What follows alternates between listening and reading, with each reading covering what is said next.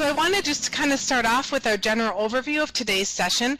We're going to be talking about 7 different tips for writing successfully in American Academic English. So we're going to start by talking about following faculty expectations, and then writing in a linear structure, then developing arguments with evidence and analysis, citing sources, using a clear and concise language, spending time on revision and proofreading, and then finally using writing center resources. So let's go ahead and just get started into this first one. So the first strategy I have for you is to follow faculty expectations. So expectations might differ based on different educational backgrounds. In some cultures, for example, the power distance between the teacher and the student is perceived as high. Students are not allowed to question the teacher or interact with the teacher. In the United States, the power distance is typically lower. In fact, in the United States, students are expected to ask questions for clarification, and they're often expected to be an active participant in the class. The expectations of assignments might also be different. So these may be differences in organization, or differences in how to support ideas, or maybe differences like in the amount of analysis that's required in your assignments. So to learn about these differences and to really fully understand what's expected, I recommend that you approach the faculty with questions. Also, you can ask for model and sample assignments and papers to look at, so you know how to model your own assignments after those. And in addition, I really recommend following the grading rubric that's provided to you so that you can check that you have all the required parts of each assignment. This next slide here just gives you a couple of other Writing Center resources, and this, I'm not going to be clicking on these links, but I just want to point them out to you for future reference. So if you feel like you want more support on following faculty expectations, please see these couple of other resources we have available at the Writing Center. We have both a podcast and a webinar on this topic. Well then, let's go ahead and just move on into the second strategy. So the second strategy I have for you is to write in a linear structure and follow the expectations for the reader and the writer. So keep in mind that American academic writing tends to follow a linear structure, where the writer is responsible for the clarity and the cohesion of the writing. So relationships between the ideas here should be explicitly stated. The reader should not have to work too hard to understand the ideas, and the relationships between the ideas and the text should be really clear. In this type of writing, there are clear thesis statements, there are clear topic sentences, transitions, and really other cohesive devices to guide the reader from one idea to the next. In some cultures, like for example Korean, Japanese, Chinese, and others, more of a circular structure is followed. In these cultures, the reader is responsible for deducing the meaning of the text, and when the reader needs to work to understand the meaning of the writing, it reflects strong writing. So in these cultures, there may not be explicitly stated topic sentences and paragraphs, and the thesis statement might appear for the first time in the conclusion of the text. So if you come from a culture that writes in more of a circular structure, it might be a challenge to really make this shift. So I've sometimes had students approach me surprised that they might need to explicitly explain a certain relationship between ideas. They might ask me something like, do I really have to say that this idea agrees with this other idea? Isn't it clear what I meant by reading the document? And I guess I just want to point out that this is what your American readers expect. They expect you to write in this very linear structure where you're really clearly, explicitly stating the relationships between your ideas.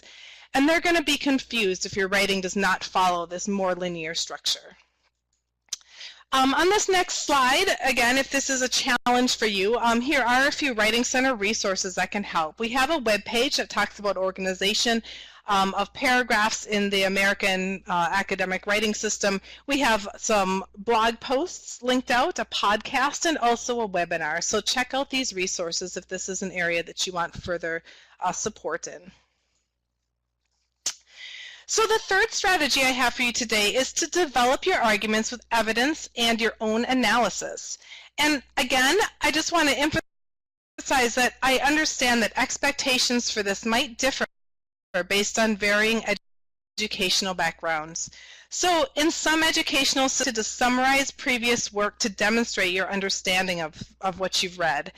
In the American academic system and in American academic writing, summary is often part of the expectation, but it's generally not the end point.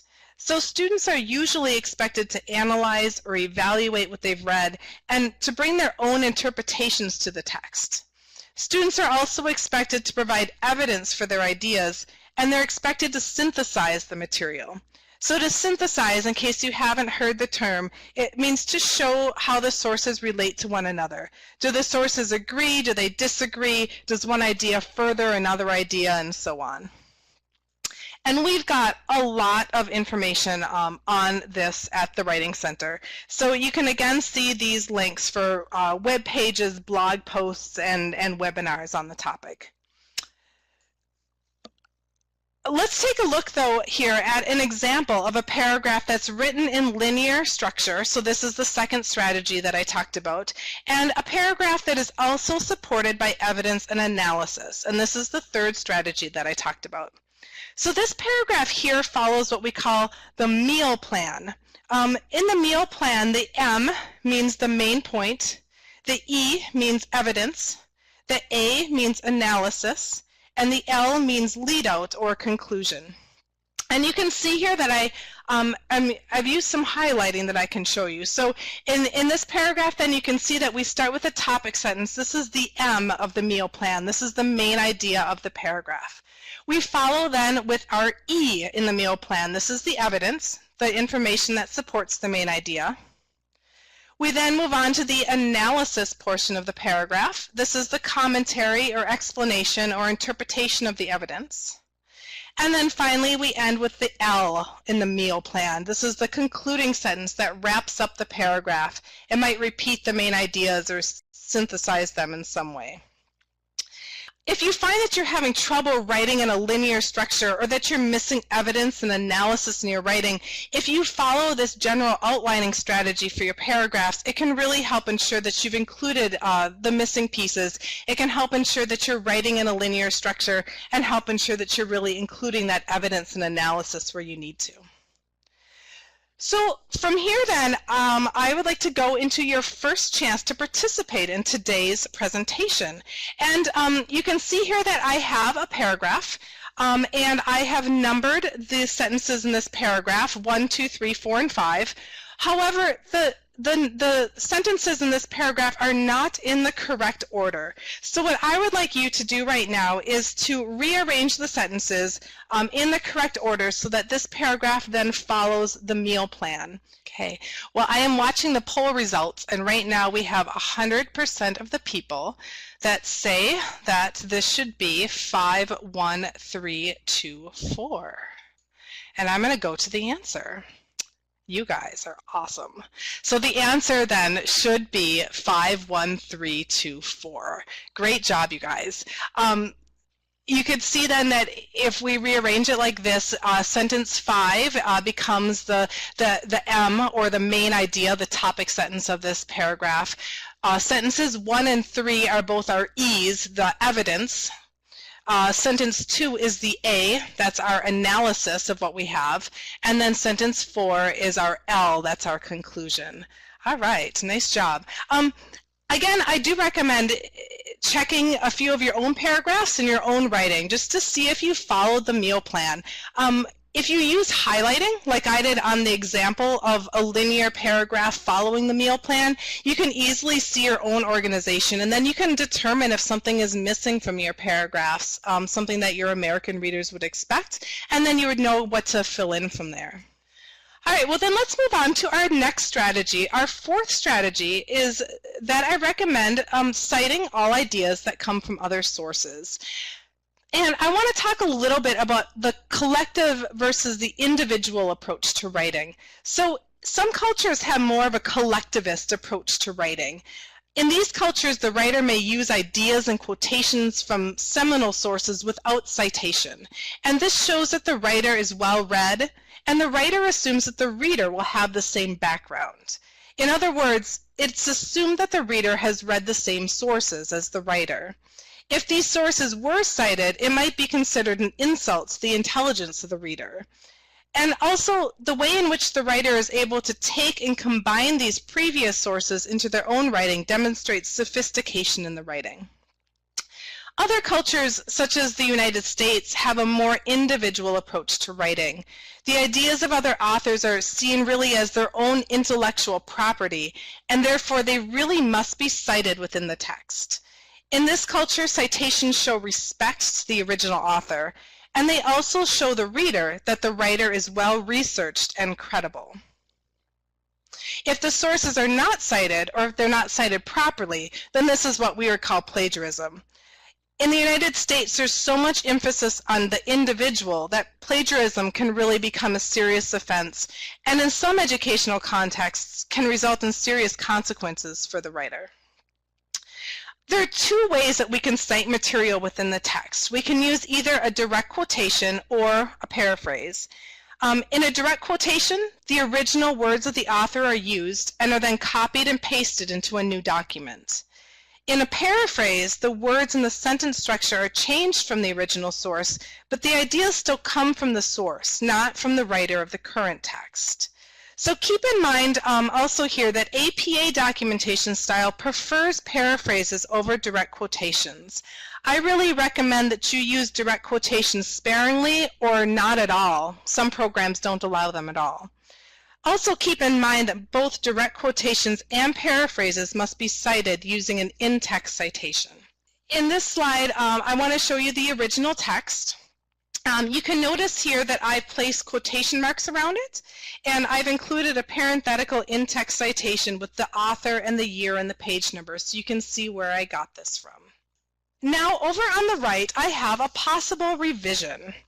And what I would like you to do right now is to take a look at the sentence on the right and determine, is this correctly cited? I'd like you to go ahead then and click either yes or no in the poll box, and then we'll talk about it. And right now it seems like the majority of people say that this is not correctly cited, and if that was your answer, you are correct. This revision is not correctly cited. So even though that there's a parenthetical in-text citation at the end of this revision, this is still really considered plagiarism. Well, because the language in the revision matches the language of the original text, and there are no quotation marks around it. So this is not correctly cited, and this is an example of plagiarism. I would like to show you another example and give you another chance to see what you think of this. The original sentence is the same because it's a lot to read and digest. And here is another possible revision to this. So once again, take a moment and answer the poll question, is this correctly cited? Take a look at the revision and determine if this is okay. All right. Well, once again, I notice that the majority of the people here are saying no, this is not correctly cited. And if that is your answer, you are correct again. So this is also not okay. This is also an example of plagiarism. The language here is too close to the original source. And the language also follows the same general sentence structure as the original source. And then there's no citation here, so we don't know where this came from. And I noticed that somebody in the chat box said the same thing, that the source was not mentioned. One more try at this. Here we have again, is this correctly cited? We've got the same original, and here is a possible revision. So again, use the poll and answer the question, is this correctly cited? Okay, and I see here that the majority of the people so far have said yes, this is correctly cited, and that is indeed the answer. So this one is correctly cited, this third example. So this one is cited correctly because the language and the sentence structure vary from the original source. But because the ideas have come from another source, you can see that there's a citation here to show where the original ideas came from. And this is exactly what you'd be expected to do in APA documentation, but also just in general, what you're expected to do in American academic writing is keeping that more individualistic approach and giving credit to the original author of the ideas. All right. We have a lot of information on citing ideas that come from other sources at the Writing Center. So if you had difficulty with this, with those examples, I would encourage you to go back and check out some more of our Writing Center resources. We have a web page itself. I also really encourage you to try our newly redesigned plagiarism modules for more hands-on practice. These are amazing things. We have some blog posts on citations, we've got a webinar, we've got a video, so lots of different multimedia resources here for you to use to continue to practice this idea. Well then, let's go on and take a look at our next strategy. The fifth strategy is to write using clear and concise language. So concise writing is clear, it's precise, and it's direct. The goal of concise writing is to express the intended meaning in as few words as possible. This does not mean that short sentences are necessarily preferable. Keep in mind that conciseness is really about precise word choice rather than length. And one way that we can write using clear and concise language is to eliminate empty phrases. And I have a couple of examples here that I can show you. So at the top here we've got the example, regardless of the fact that he just graduated, he is quite skilled. Well, I could make this more concise and I could say, although he just graduated, he is quite skilled. So I could take the phrase, regardless of the fact that, which is 5 words long, and I can replace it with a one-word phrase, although, and make my writing a lot more concise. A few other examples I have down below. We could, instead of saying due to the fact that, maybe we'd say because, or in the event that, we could say if. You can come up with other ones as well. I just wanted to show you a few examples here. Another way to write using clear and concise language is to replace nominalizations and long phrases with strong verbs. So again, take a look at the example. We've got the registrar's note is a clarification of the school's policies. Is a clarification of is a nominalization. We use a noun here. And instead we could change this, we could make it more concise, and we can just use a strong verb instead. So instead we could say, the registrar's note clarifies the school's policies. Again, I have a few more examples down below, so instead of saying to give examples, I could say to exemplify, or rather than saying to make an analysis, I could just say to analyze. So again, if you are using any of these nominalizations, if you can replace them with stronger verbs, that's going to be a lot more clear. Another way we could write using clear and concise language is to replace the there is or it is with the real subject of the sentence. So I have a couple more examples. There are many people who believe. More concise, I can just say many believe. I can get rid of the there are and just start with the actual subject of the sentence, the many. Another example, it is imperative that these guidelines are followed by students. Again, I could take that out, make it more concise. I could just say students must follow these guidelines. Got rid of the it is and started with the real subject of that sentence, the students. Well, here's another one. We can also eliminate redundancies and unnecessary words. So a few examples. The parking lot where people park is always full. Well, the where people park, we don't need to say that, right? We know why people are there. So we could just say the parking lot is always full. Or he was offered a free gift. Well, gifts are free, right? So we don't need to say that word free. Instead here we can just say he was offered a gift. We could also replace relative clauses with adjectives or phrases as appropriate. So a couple more examples. People who are barely literate should not graduate from high school. Again, I could try to replace that relative clause and I could say barely literate students should not graduate from high school. Or the procedure that is most common is, I could make that more concise, get rid of that relative clause and say the most common procedure is.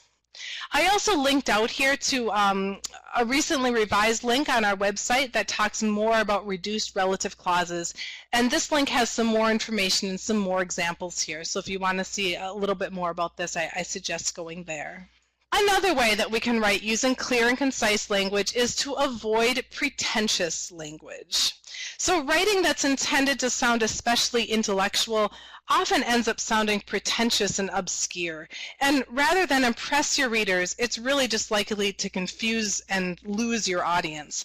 Let's take a look at this example. Engaging in the profusely exciting intellectual endeavors commenced, perpetuated, and achieved by this highly praised institution of higher learning, its constituents, pursuant of wisdom and insight, are worthy of our most profound sentiments of support, as it is they who ultimately will raise our hopes of ameliorating the miserable and disadvantaged conditions experienced by society's economically disenfranchised and underprivileged participants. Well, now I have to catch my breath, because that was really long, and you are probably also completely confused right now, right, as to what that means.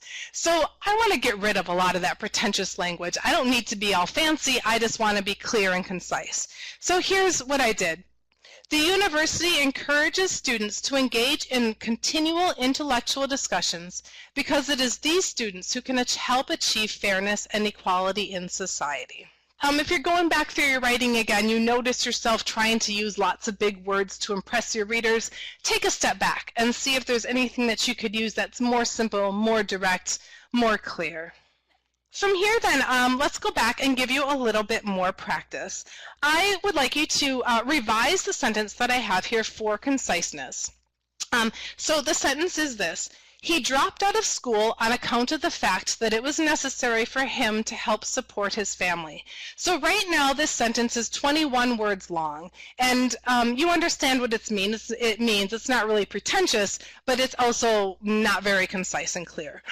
So what I'd like you to do is take a moment and type a revision of the sentence into the chat box. And I'm then going to take a few of these correct revisions and I'm going to put them in the correct revision pod for us to discuss. Almost all of these would really work and make it more concise than it was. As long as you've made it less than the original 21 words, then you've definitely revised this for conciseness. Some of my favorite ones that I noticed here, I tried to type into the correct revision pod. The first one is, he dropped out of school to support his family. Or he dropped out of school to help support his family. In this case, the person kept the word help, but I think that that's a good thing to keep in the sentence, because I think that that helps keep the intended meaning of the original sentence here. Or he dropped out of school because he needed to support his family. That was another one that we had here. The one that I came up with, because I did this too, is when I revised the sentence, I said, he left school to help support his family. So I took the phrasal verb, dropped out, and I replaced it with a one-word verb, because that's another way to make things more concise. And I got this then down to 8 words. Let me just go ahead and type that here so you can see what I put. So that was my revision for this. There is not just one correct revision though, so things that you guys came up here work great, and I think that the overall idea is just to reduce the length of the sentence to make it more clear and more concise.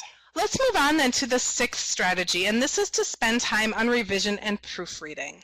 So writing in American academic English is often considered a process. In the American academic educational system, students are taught the different steps to this. We're taught brainstorming and drafting and revising and proofreading. And a lot of time is spent on these different steps in the process at school. Students are often given feedback at multiple stages throughout the process, and teachers often give us feedback on outlines or on rough drafts. Class time might also be devoted to peer review and revision. In some cultures, conversely, there's much more of a focus on the product approach to writing, where the final copy of the writing is turned in without previous feedback. And so if you come from an educational system where this product approach was used, you might be surprised at the focus of the process in the American educational system. In the American educational system, multiple drafts are often expected, and in this approach to writing, revision becomes an essential part of the process. So, in fact, I might even argue that revision might be the most time-consuming part of the writing process. Revision is also iterative. That means it happens over and over again, and it can happen at different stages of the writing process. And it's going to continue to happen repetitively. So understanding the importance and the time commitment of revision in your own writing process is going to help lead to a better overall end product for you in your writing. So here I just want to go through some revision strategies for you. The first one is to be sure to adjust your expectations. So be aware that the first draft of your writing is going to need to go through the revision process. Remember that even experienced and professional writers are not able to produce their best document the first time. The second strategy is to plan for revision time. Give yourself time away from the documents, whether this is an hour or a day or a week, so that you can go back and look again at the document with fresh eyes after a little bit of a break.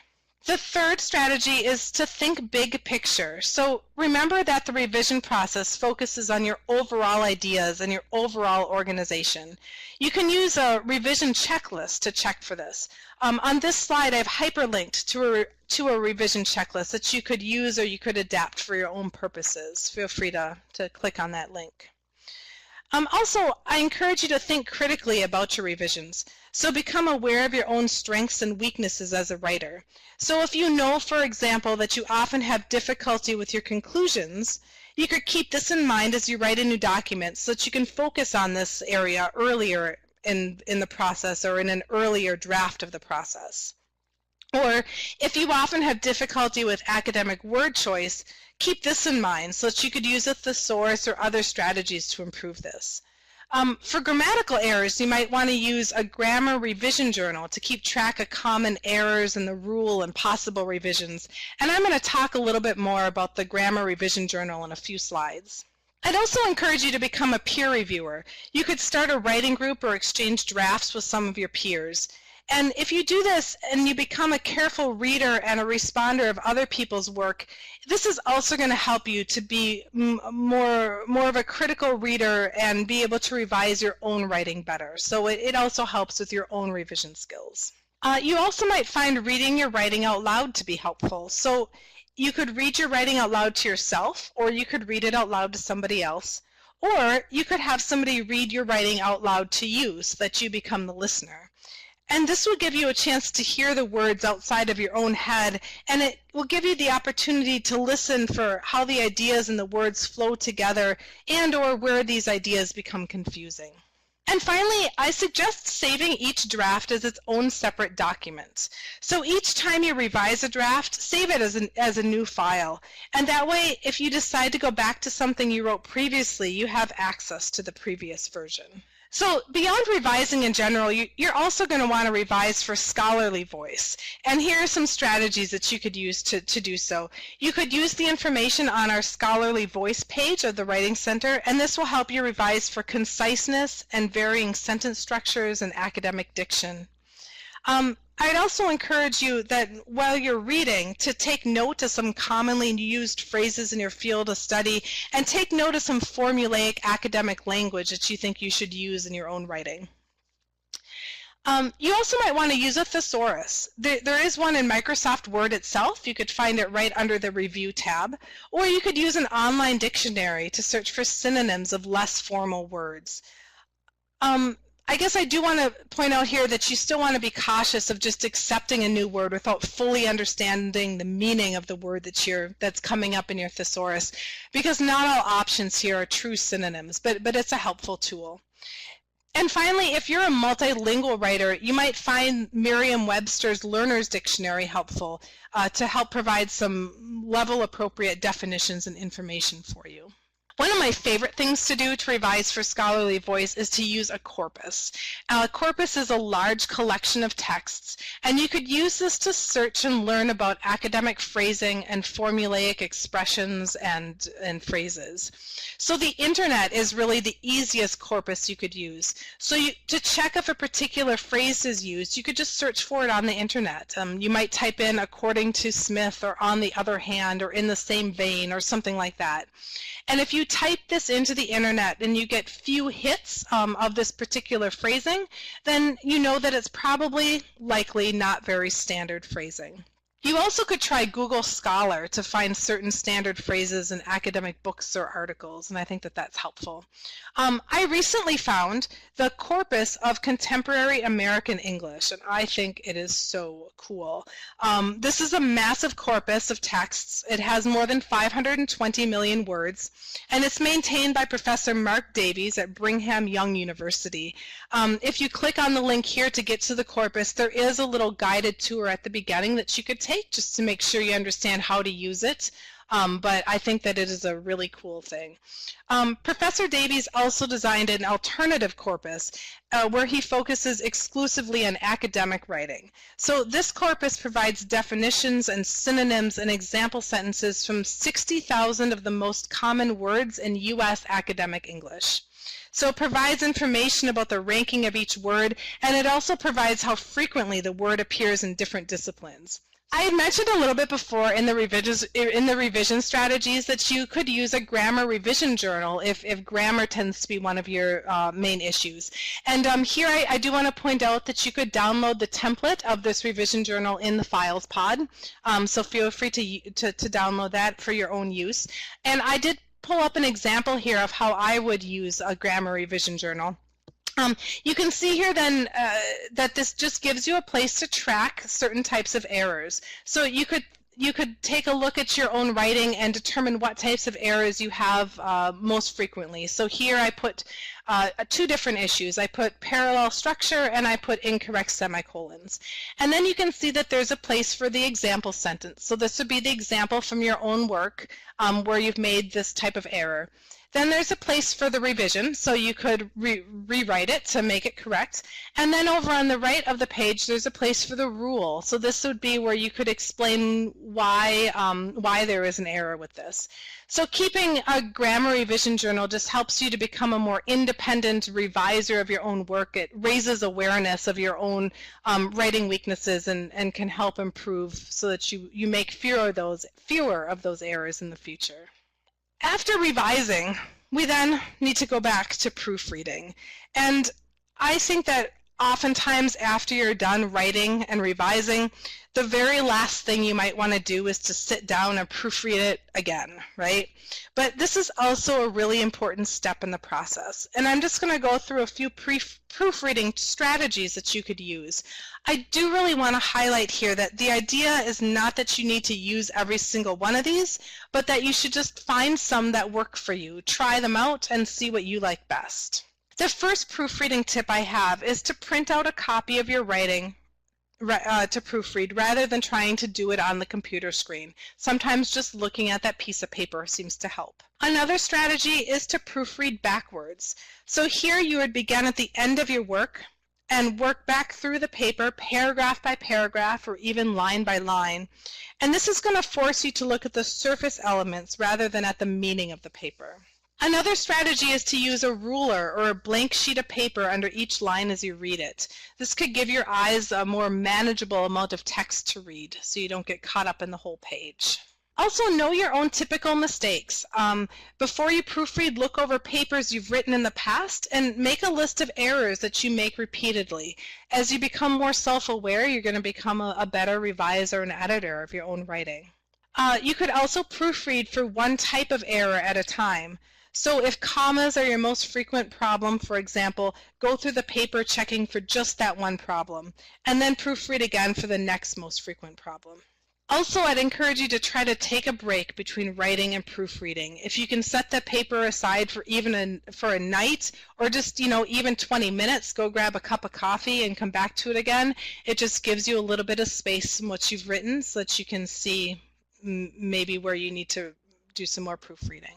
My next tip is to proofread at a time of day when you're most alert to spotting errors. So if you're a morning person, try to get up bright and early and start proofreading right then. Or if you're a night owl, then do it in the middle of the night when everything else is quiet around you in the house and you get some uninterrupted time. You also might want to try proofreading once aloud. This will slow you down and you're going to hear the difference between what you meant to write and what you actually wrote. And then finally, be wary of spell checkers on your computer.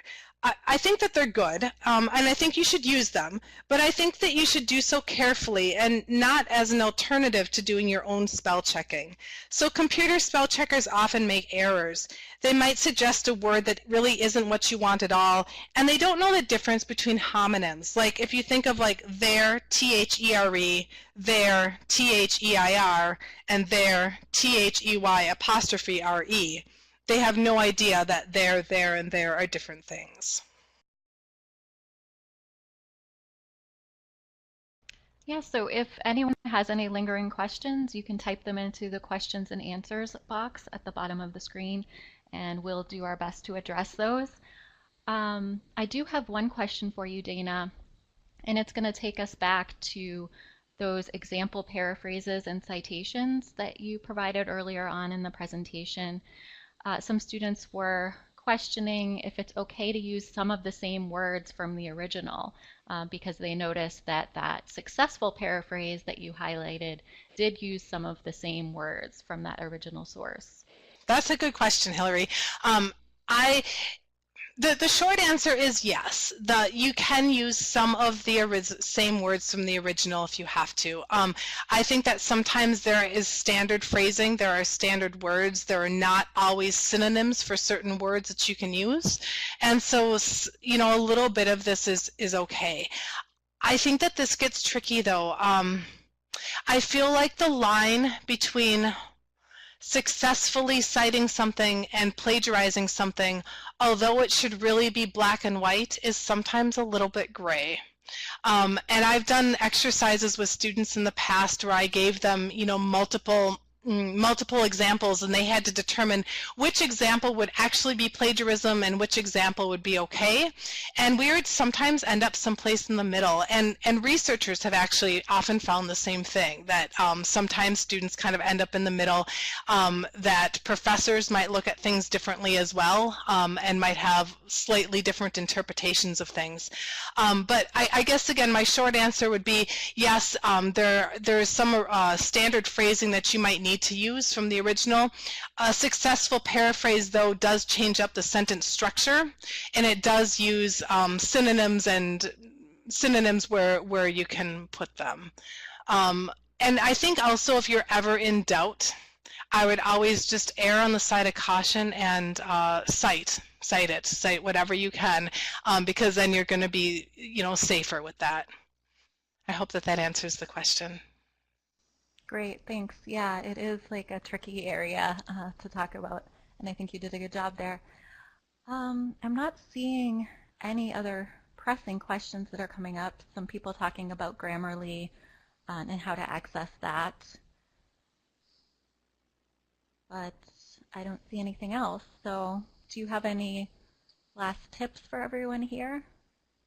I don't have anything specific other than to reach out with questions and follow up. I really encourage you to use the Writing Center resources, and I really encourage you to talk to your instructors as well. I think that oftentimes seeing those models and seeing like the grading rubrics of how you're going to be graded on things are some of your best tools that you can use, because then you know how to emulate or to kind of, you know, copy, not copy like plagiarize and copy, but how to kind of copy the assignments and the expectations of what your instructors are requesting.